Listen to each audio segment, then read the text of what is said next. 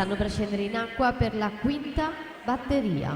In corsia 1 Emi Vessega, alla 2 Arianna Bazzo, alla 3 Zoe Cavinato, 4 Giulia Berger, in 5 Giada Della Dora, in 6 Giorgia Levan, 7 Elisa Matteoni, alla 8 Pamio Giulia.